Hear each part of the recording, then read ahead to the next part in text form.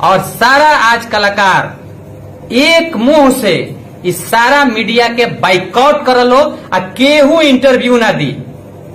आ हम कहे कि गांव में अगर मीडिया वाला कोनो कलाकार के माई या बहिन या बाबू लगे जाता तो का करे के बा, हम बोलेम ना, लेकिन तू लोग बुझल कि का करे के बा। ई गांव ना, ई जवार में ना लौके के चाहिए कनी के न्यूज वाला ओकरा का टॉर्चर कैले बा। आज वो जिंदगी और मौत के लड़ाई लड़ रहल बा। ओकरा संगे हम और पूरा हमार भोजपुरी के सब गायक, सारा टेक्नीशियन, सारा लोग खड़ा बा आ हमनी के भाई के बचाएम सन, हर सख्त प्रयास करतनी सन।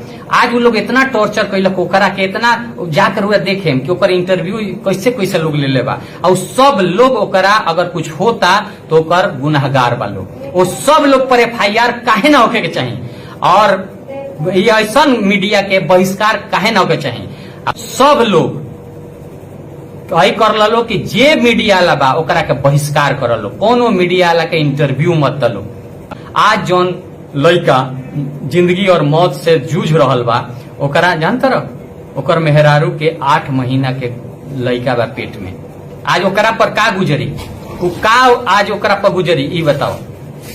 आज हम हॉस्पिटल जब गईनी है, डॉक्टर से बात करनी है, डॉक्टर बड़ी मायूस होके कहले हैं कि बचावे की कोशिश हो रहा बा। वो आदमी डिप्रेशन में आके, डिप्रेशन के कारण का बा रूल सुने तो अच्छा हो जाए।